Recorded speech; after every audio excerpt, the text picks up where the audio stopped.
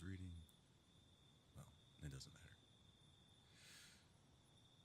Come in. How are you doing?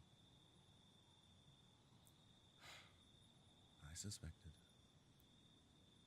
When you come to my tent at the end of the day, you usually take off your armor first. Today was hard. For you especially, I think. There. Just the two of us in here, safe and sound. How can I help? Just hold you. It's the least I can do. There we go.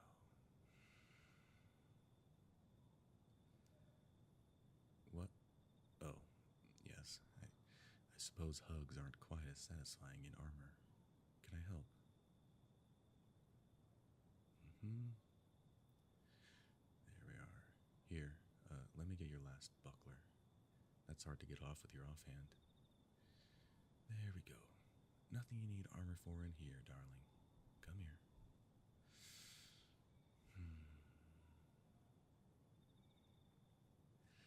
There is nothing I wouldn't do for you, my love. Unfortunately, even with magic and powerful artifacts, I cannot change the world for you with the snap of my fingers. But I will fight by your side every day to do what little I can, and make stolen moments like these as sweet as I can manage.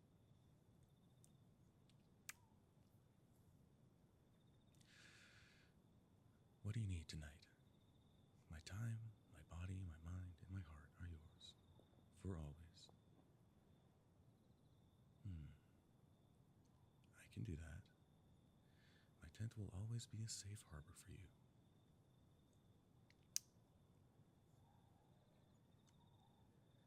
The ewer and basin are over here.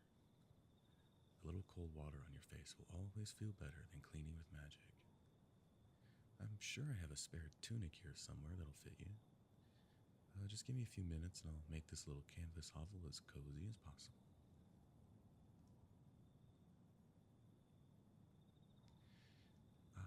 Here, my darling. One of my tunics, you don't feel so exposed in your small clothes.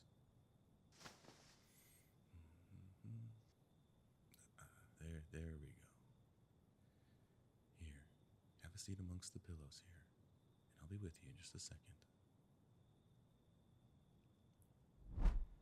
Aha. A hot drink for each of us.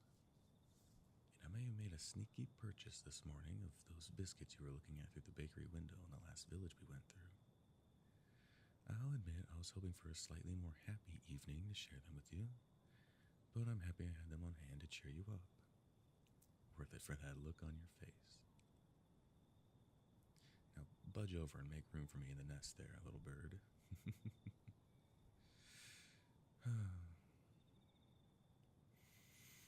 Outside, the sky may be falling, but we will deal with it in the morning after a good rest. Yes, that's it. Curl into me, and I'll pile the blankets around us. You are so strong, the strongest of all of us, but you don't need to be strong here with me.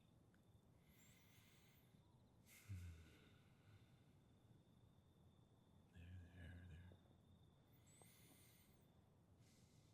Do you want to talk about it? Maybe later? Okay, I'm not going to push. I have you in my arms, and you're warm and safe. I think I could face anything knowing I have you at my side and get to end the day with you like this. You bring me comfort and joy in the middle of such chaos. I just hope I manage to bring at least a fraction of that to you, my love.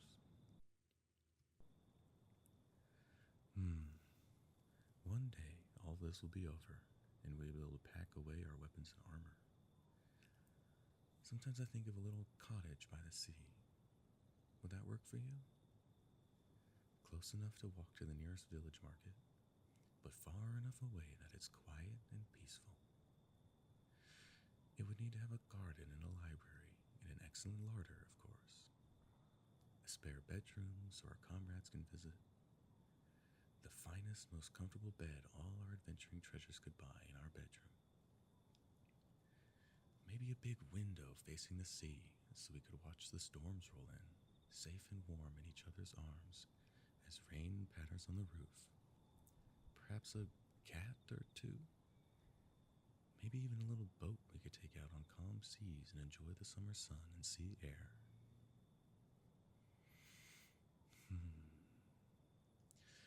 I would find so much contentment to just grow old by your side, rubbing ointment into each other's old battle scars. It doesn't have to be a cottage, of course. I would follow you anywhere. A house in the city, in the hustle and bustle, maybe over a little shop we could run to stay occupied. An apartment in a castle, working a job free from peril for a peaceful kingdom. Even a cave in the woods would be fine. We would make it a home. I love you so. How can my heart possibly feel so full, even when I'm knee-deep in mud and aching from a dozen wounds? I will admit, I did consider that I might lose a limb or an eye when we started out on this adventure. But I did not expect I'd lose my heart. It's so eagerly lost, too. You protect me so often on the road, on the field of battle. It is nothing to repay you by giving you a soft place to lay your head and doing my best to set your heart at ease. And by buying you dessert. I hope the biscuits are as good as they look.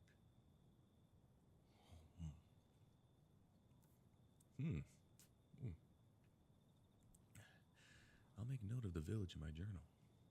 Perhaps we should settle there. I do believe in the healing power of pastries, after all.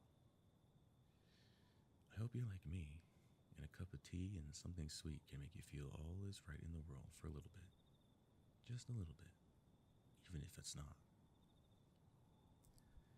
Yes, in good company, of course. And a good book, too.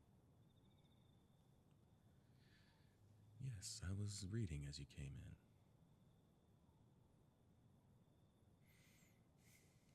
No, nothing magical. Children's stories, actually.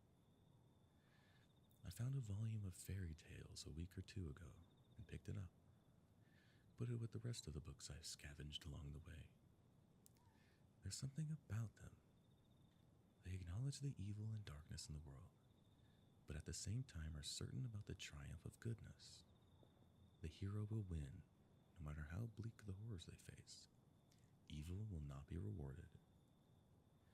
Very simple morals, but comforting in a world of uncertainty. A little childish, I suppose, but sometimes, like when your lover is distressed and you don't know how to help, I need the comforts as I had as a child.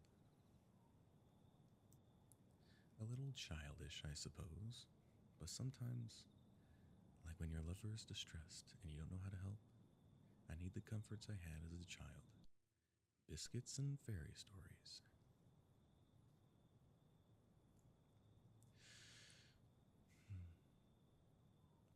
It seems so preposterous to offer you just my company and a warm blanket to face the overwhelming odds that await us, but I hope it helps a little.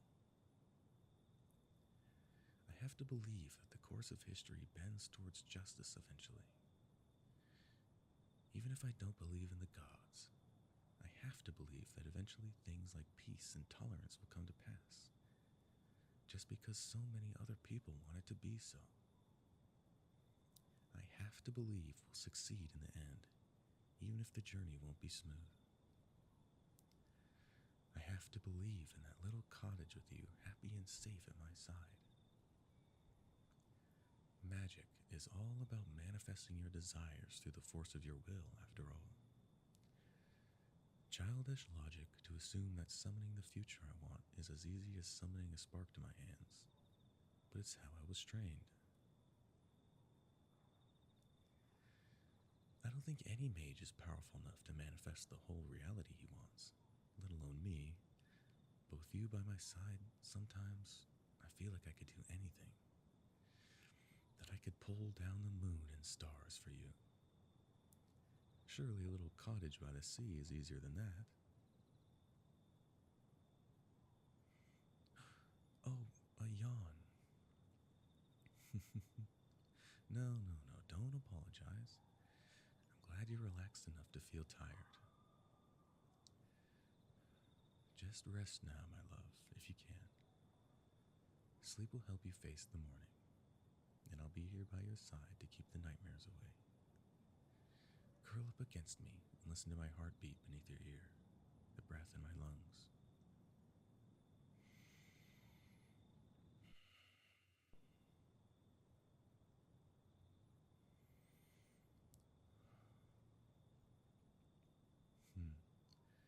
Would you like me to read to you? Happy to, of course. You know how I can't get enough of the sound of my own voice. What a happy coincidence I found someone else who doesn't mind me prattling on. The fairy tales? No, I don't think it's silly at all. Like I said, we all want a happy ending. Alright, here we go.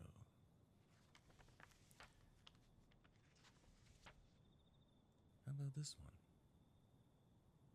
Good? Alright. In a hole in the ground, there lived a hobbit. Not a nasty, dirty